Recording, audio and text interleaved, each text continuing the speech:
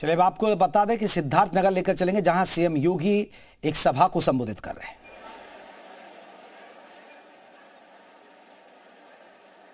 उत्तर प्रदेश सरकार के पूर्व मंत्री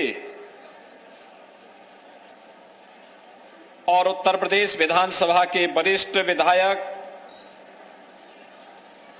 श्री जय प्रताप सिंह जी, मान्य विधायक गण श्री श्याम धनी राही जी, विनय वर्मा जी, पूर्व मंत्री डॉक्टर सतीश द्विवेदी जी, गौ सेवा आयोग के उत्तर प्रदेश के उपाध्यक्ष श्री महेश शुक्ला जी, इस कार्यक्रम के संयोजक गुरु गोरखनाथ ज्ञान स्थली के अध्यक्ष श्री पूर्व विधायक राघवेंद्र प्रताप सिंह जी, निदेशक प्रवीण पांडे जी, प्रदीप सिंह जी, आकाश सिंह जी, कार्यक्रम में उपस्थित भारतीय जनता पार्टी के जिला के अध्यक्ष श्री कन्हैया पासवान जी, जिला प्रभारी हरिचरण कुशवाहा जी, आज के इस समारोह में उपस्थित सभी गणमान्य अतिथिगण, शिक्षा जगत से जुड़े हुए सभी हमारे विद्वान शिक्षकगण और भारी संख्या में जनपद सिद्धार्थनगर, भारत भारी, डुमरियागंज और आसपास के क्षेत्र से जुड़े हुए सभी उपस्थित बहन और भाइयों, भारत भारी की इस पावन धरा को मैं कोटि कोटि नमन करता हूं। दुनिया के अंदर करुणा और मैत्री का संदेश देने वाली पावन धरा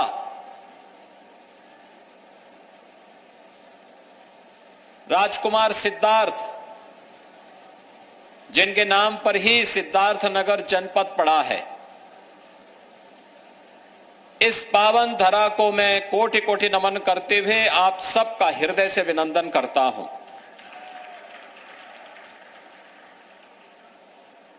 वासंतीय नवरात्रि की आज सप्तमी तिथि है।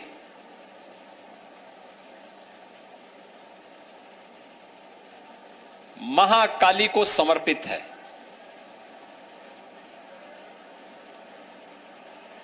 सनातन धर्म की परंपरा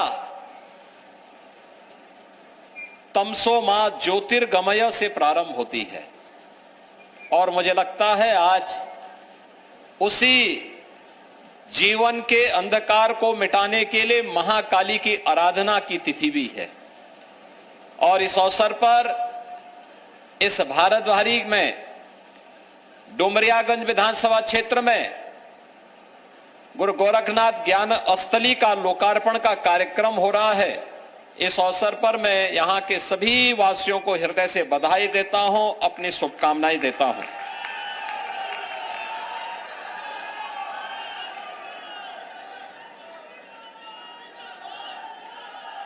बहनों और भाइयों, भारत की परंपरा ने सदैव से ज्ञान की आराधना की है, सदैव से। और इसीलिए भारतीय मनीषा ने इस बात पर विश्वास किया है, आनो भद्रा कर्तवो यंतु विश्वत, यानी ज्ञान के लिए चारों ओर खुला छोड़ो। जहां से भी ज्ञान की धारा आप तक पहुंच सकती है, उसका स्वागत होना चाहिए, उसका अभिनंदन होना चाहिए, क्योंकि वही जीवन में हमारे लिए प्रगति के अनेक मार्ग प्रशस्त कर सकता है। वहीं से ही जीवन के आलोकित होने के मार्ग प्रशस्त होने हैं और जीवन के उस आलोकित होने के मार्ग का स्वागत समाज के हर प्रबुद्ध जन को, हर सज्जन शक्ति को सदैव करने के लिए तैयार होना चाहिए। और श्रीमद् भगवद गीता भी यही बात कहती है कि न ही ज्ञानेन सदृश्यम पवित्रम मिह विद्यते, यानी जीवन में किसी को ज्ञानवान बनाने से बढ़कर के कुछ भी नहीं है, कुछ भी पवित्र नहीं हो सकता। और इसीलिए आज हम भारत भारी में आकर के इस ज्ञान स्थली के शुभारंभ कार्यक्रम में मुझे आने का अवसर प्राप्त हुआ। काफी वर्षों के बाद यहां मुझे आने का अवसर प्राप्त हुआ है और इन काफी वर्षों के बाद एक बदले हुए परिवेश में आज मुझे, उस समय जब हम लोग 2008 में यहां आए थे तब चुनौतियां ढेर सारी थी, ढेर सारी चुनौतियां थी।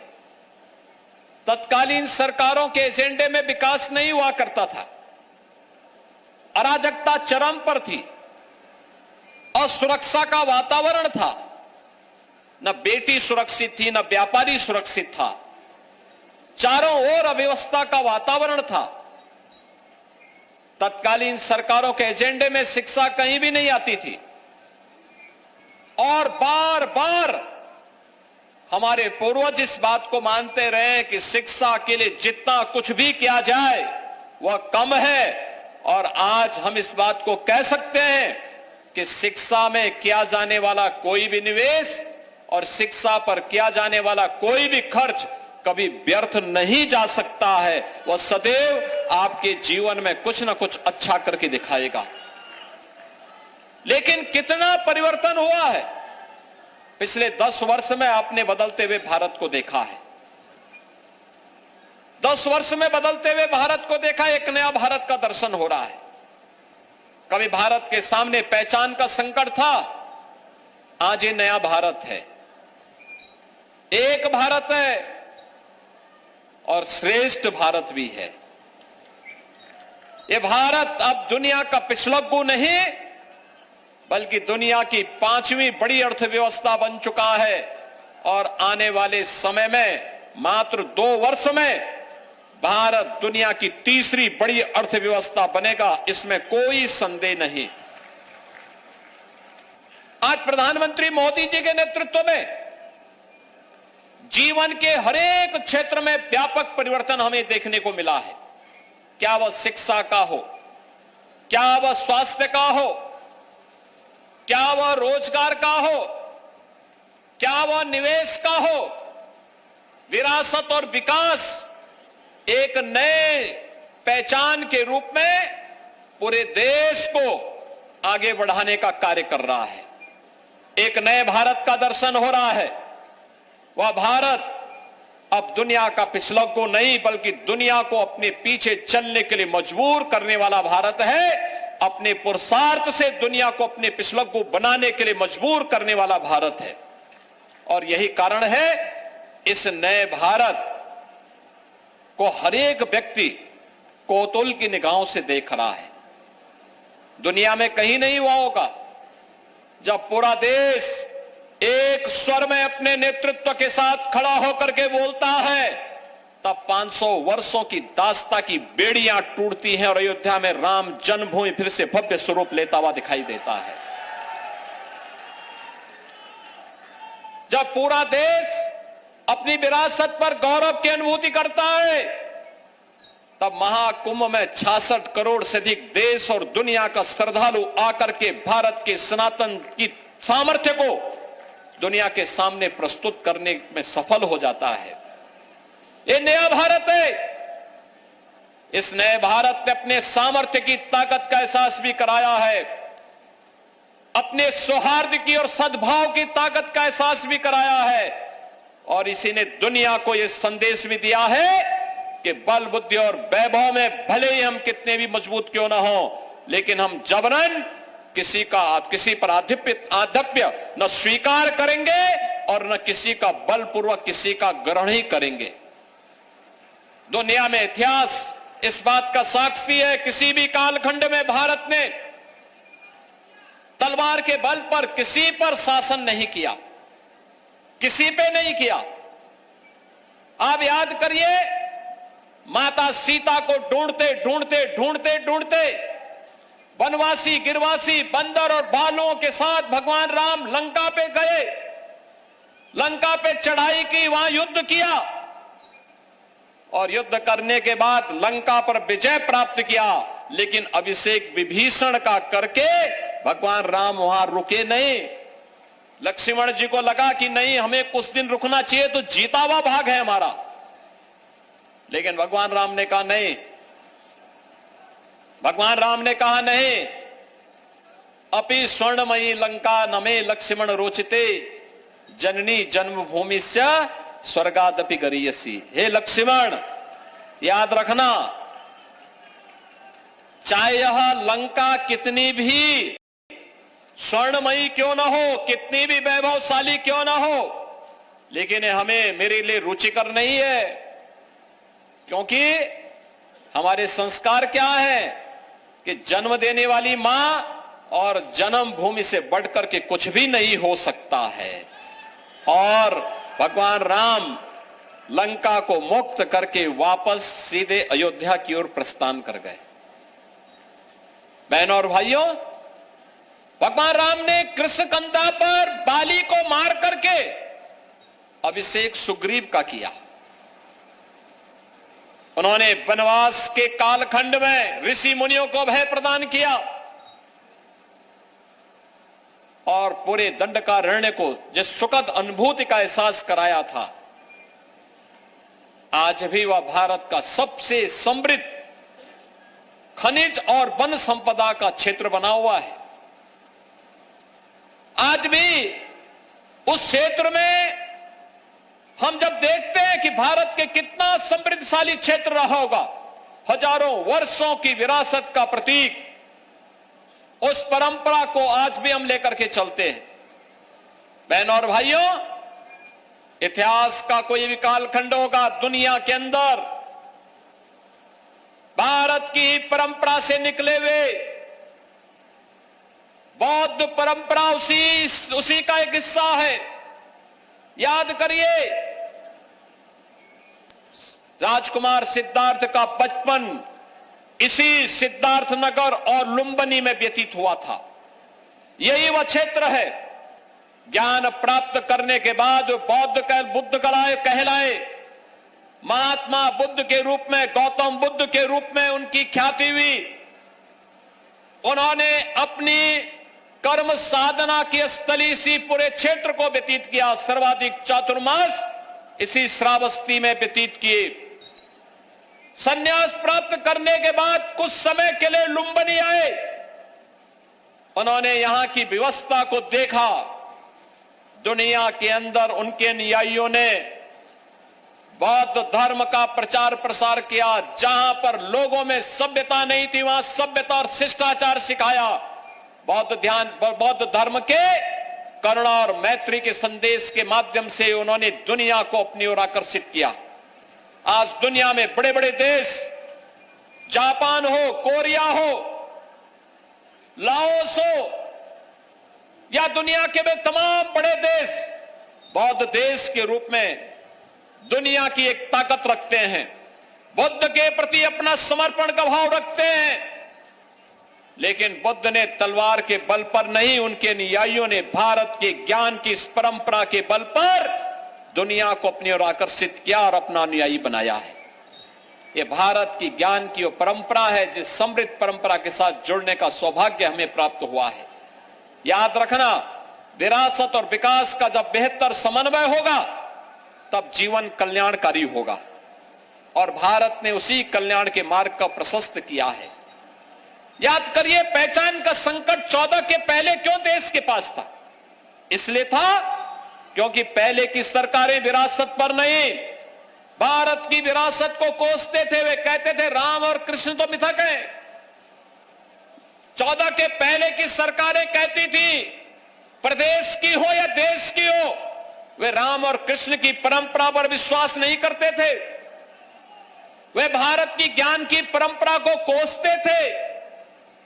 वे भारत को भारत बने रहने के लिए नहीं, बल्कि भारत की परंपरा को हर प्रकार से अपमानित करना ही अपना जन्मसिद्ध अधिकार समझ लिए थे। और यही कारण था भारत की आस्था उनसे लगातार हटती जा रही थी। लगातार भारत के लोगों के मन में एक असंतोष उनके प्रति व्याप्त हो रहा था।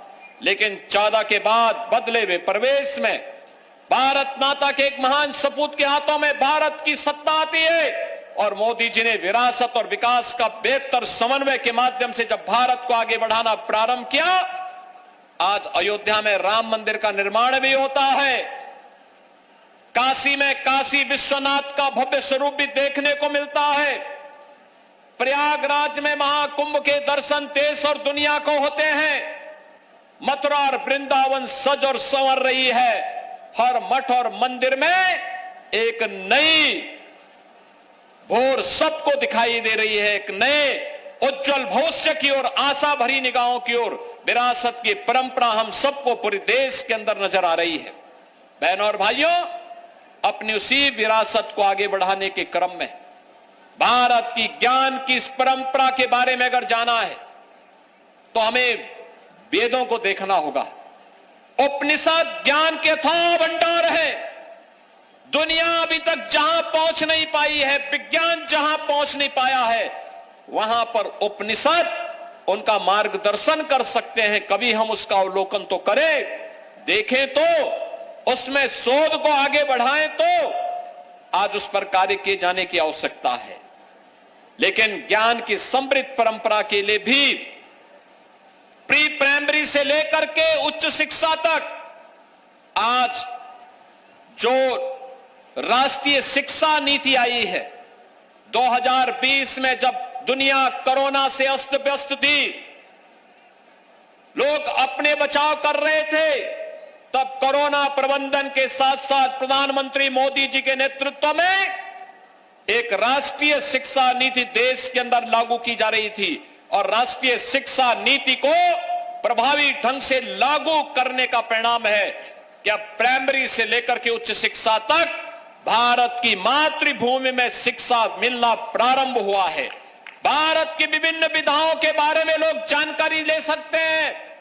भारत की प्राचीन परंपराओं की जानकारी ले सकते हैं। और क्या वह इंजीनियरिंग का क्षेत्र हो, चाहे वह मेडिकल का क्षेत्र हो, चाहे वह तकनीक के किसी भी फील्ड में हो, विज्ञान का हो, प्रौद्योगिकी का हो या फिर मानविकी का, प्रत्येक क्षेत्र में आगे बढ़ने की उन अथाह संभावनाओं को आगे बढ़ाने का कार्य हो रहा है।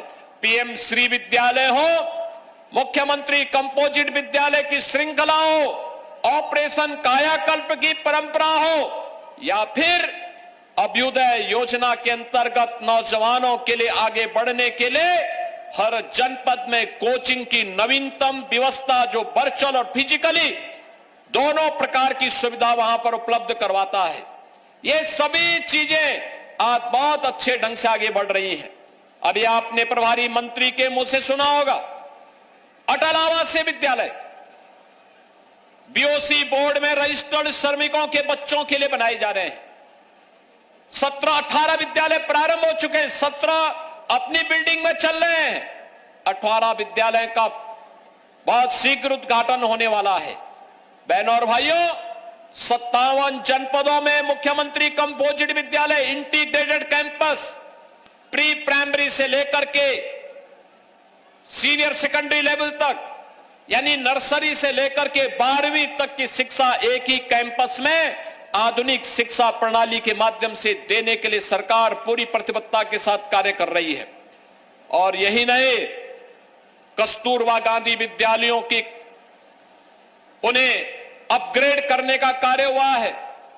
अन्य तमाम प्रकार की सुविधाएं दी जा रही हैं और उसी में यह भी एक निवेश है। शिक्षा के क्षेत्र में निजी निवेश श्री राघवेंद्र प्रताप सिंह जी ने, श्री प्रवीण पांडे जी ने, श्री प्रदीप सिंह जी ने, श्री आकाश सिंह जी ने मिलकर के इस गुरु गोरखनाथ ज्ञान स्थली के रूप में भारत भारी में इस भव्य विद्यालय का शुभारंभ यहां पर किया है। इसका पहला सत्र है और पहले सत्र में पूरे धैर्य के साथ मैंने देखा है, आज देश के अंदर सरस्वती शिशु मंदिर का सबसे बड़ा किसी एक संगठन के स्तर पर चलने वाला कोई शिक्षा का केंद्र बिंदु बना हुआ है तो सरस्वती शिशु मंदिरों की श्रृंखला है। और याद करना, गोरखपुर में जब 1952 में पहला सरस्वती शिशु मंदिर प्रारंभ हुआ था, उसमें केवल 5 छात्र थे। 5 छात्रों से प्रारंभ हुआ था। आज लाखों छात्र छात्राएं सरस्वती शिशु मंदिर की विद्या भारती के अंतर्गत संचालित संस्थाओं में अध्ययन कर रही है। विद्यालय राष्ट्रीयता से उत्प्रोत हो, अपने संस्कारों के साथ जुड़ी हुई हो, अपनी मातृभूमि की परंपरा का पालन करने वाले हो, भाषा का विभेद न हो, लेकिन अपनी संस्कृति से भी कहीं भी विचलन नहीं होना चाहिए। इस भाव के साथ हमें आगे बढ़ने के लिए तैयार होना होगा। बहनों और भाइयों, यह गुरु गोरखनाथ ज्ञानस्थली आज यहां पे प्रारंभ हो रही है और मुझे यह जानकारी मिली है कि अभी विद्यालय शुभारंभ ही हुआ है कि 150 छात्रों ने बताया गया कि यहां पे रजिस्ट्रेशन भी अपना करा लिया है। 150 छात्रों का रजिस्ट्रेशन, यानी पहले सत्र के लिए जितने छात्र छात्राएं होनी चाहिए, उन्होंने अभी से अपने रजिस्ट्रेशन के साथ विद्यालय के साथ जुड़ना प्रारंभ कर दिया है। मुझे पूरा विश्वास है भारत और भारतीयता के प्रतीक, भारत भारी की परंपरा के अनुरूप वासंतीय नवरात्रि के इस अवसर पर यहां पर प्रारंभ हो रहा है शिक्षा का केंद्र एक बड़े शिक्षण संस्थान के रूप में इस पूरे क्षेत्र को आलोकित करने का कार्य करेगा। इस विश्वास के साथ मैं गुरु गोरखनाथ ज्ञानस्थली के शुभारंभ के अवसर पर विद्यालय प्रबंध समिति के सभी पदाधिकारियों को हृदय से बधाई देता हूं। आप सभी को रामनवमी की भी हृदय से बधाई देता हूं। मंगल में शुभकामनाएं आप सबके प्रति व्यक्त करते हुए अपनी वाणी को विराम देता हूं। धन्यवाद। जय हिंद।